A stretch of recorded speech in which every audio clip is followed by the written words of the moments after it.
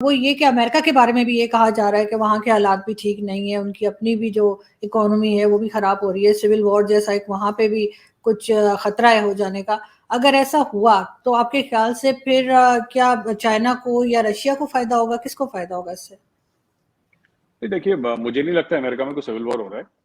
Economy recession की ओर जा रही है अमेरिका की, ये बात सच है। पर ये पूरी मार ना, देखिए बात ये होती है आरजू जी की पूरे ग्लोब में मार पड़ रही है ये। इंडिया थोड़ा सा स्टेबल है, लेकिन सबको मार पड़ रही है, सिर्फ ये अमेरिका को नहीं पड़ रही। और दूसरी चीज, जब आप अरबों खरबों खर्च करेंगे ना जंगे लड़ने में, इनको जैसे अफगानिस्तान में इन्होंने, ठीक है इनके कंपनीज को फायदा हुआ, लेकिन आम अमेरिकन को तो घाटा हो गया ना। अब अमेरिका को अब अकल आई है कि अफगानिस्तान में क्या करना है। इन्होंने किर्गिस्तान या कजाकिस्तान कहीं पे अपना ड्रोन का बेस बनाया, वहां से ड्रोन मारेंगे ये, ठीक है। और अमेरिका कुछ कुछ पैसे लगाएंगे, कुछ 100-200 मिलियन का बजट बनाएंगे, जो कि अमेरिका के लिए पीनट्स हैं बिल्कुल। और नदर्न अलायंस को खड़ा कर दें, अगर इनको तालिबान को लाइन पे लाना है तो। अगर इनको नहीं लाना लाइन पे तालिबान को, फिर अलग बात है। लेकिन अगर इनको लाना है लाइन पे और तालिबान को टाइट करना है, तो नदर्न अलायंस बैठा हुआ है। फंड ही तो करना है आपको नदर्न अलायंस को, आपको पैसे देने हैं, आपको हथियार देने हैं। हथियार और पैसा दो चीजें जो अमेरिका के पास भर भर के हैं। अमेरिका देगी, वो गुलबदीन हिकमतयार और पूरे जितने भी इनके पुराना ये गैंग है, ये सब खड़ा हो जाएगा। और एक और चीज, लोगों को ये लगता है कि Afghanistan is Pashtun majority, that is not true. वहां पे हजारा हैं, वहां पे उज्बेक हैं, वहां पे आपके ताजिक हैं, वहां पे बलोच हैं, वहां पे कई और जो कम्युनिटीज हैं जो कि पश्तून के अलावा वहां पे हैं।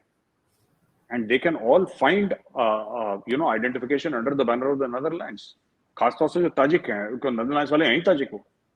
तो ये चीज है, जिस दिन अमेरिका चाहेगा अमेरिका ये कर देगा। ज्यादा पैसा भी नहीं खर्च करना, खुद अपने बंदे मत उतारो। अफगानिस्तान में हथियार है, लोग हैं जो लड़ना चाहते हैं।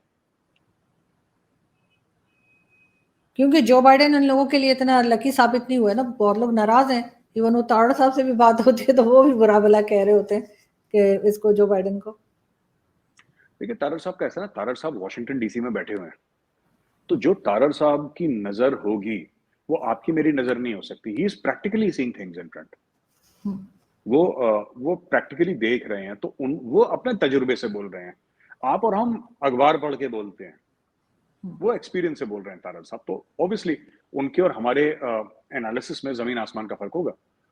जो बाइडेन की कोशिश है कि किसी तरीके से अपने आप को एक स्ट्रांग प्रेसिडेंट दिखाए, I am a strong president, वो हो नहीं पा रहा। उनको स्लीपी जो कहते हैं, वो सो जाते हैं बीच में, और बुजुर्ग भी हैं वो काफी, he is not able to keep pace.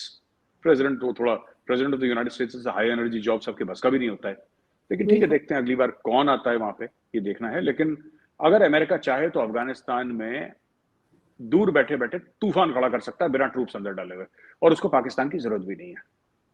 Online पैसा ट्रांसफर करेगा और सिर्फ अपनी स्पेशल फोर्सेस डालेगा दुशानबे में, तजाकिस्तान में, या और जगह अपनी स्पेशल फोर्सेस डालेगा। जो ब्लैक वाटर टाइप के इसके प्राइवेट मिलिट्री कॉन्ट्रैक्टर्स हैं उनको डालेगा, क्योंकि उसमें सब नेवी सील्स और ग्रीन बेरेज वो पुराने पड़े हैं वेटरन्स उधर, उनको डालेगा। ये टीम्स को तैयार करके, उनको हथियार देके, उनको ट्रेनिंग देके, उनके साथ अंदर ऑपरेट करके, एयर एसेट्स देके, थोड़े बहुत, कुछ नहीं करना, 15-20-25 ब्लैक हॉक दे दिया, हेलीकॉप्टर्स दे दिया, 10-15 फाइटर प्लेन्स दे दिए पुराने। बहुत है, मतलब तालिबान को तंग करने के लिए बहुत अमेरिका के पास कैपेबिलिटी है। Without putting troops on the ground, बिना अपने फौजी अफगानिस्तान में डाले हुए, ये नाक में दम कर सकते हैं तालिबान का। तालिबान को पता नहीं लगेगा क्या हुआ, बहुत परेशान हो जाएगा तालिबान। 20 साल में तो कुछ भी नहीं कर पाए, 20 साल रहे ग्राउंड पे रहे, तब भी इन्हें निकल के जाना ही पड़ा, कुछ कर नहीं पाए। नहीं नहीं, ऐसा नहीं, ये पाकिस्तानी सोचते हैं ऐसा कि नहीं कर पाए।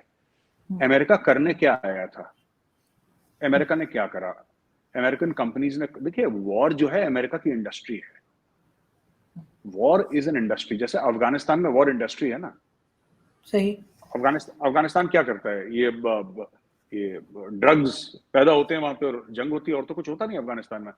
आपने कोई सामान खरीदा, ये शर्ट मेड इन अफगानिस्तान या शूज मेड इन अफगानिस्तान, आपने नहीं करा। अफगानिस्तान में तो कलिशनिकोव और यही सब है अफगानिस्तान में, और तो कुछ है नहीं इतना ज्यादा।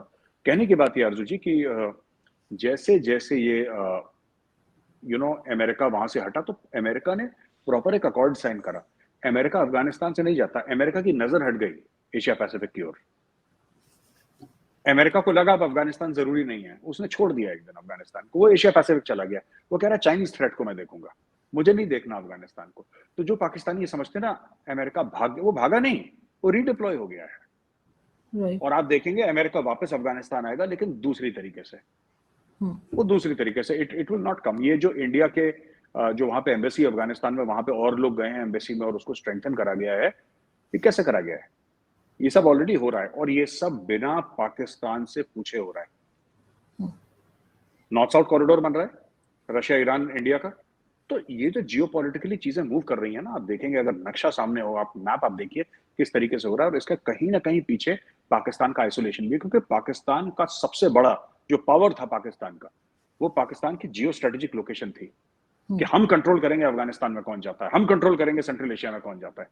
अब भारत जा रहा है सेंट्रल एशिया में, पाकिस्तान से बिना पूछ के जा रहा है।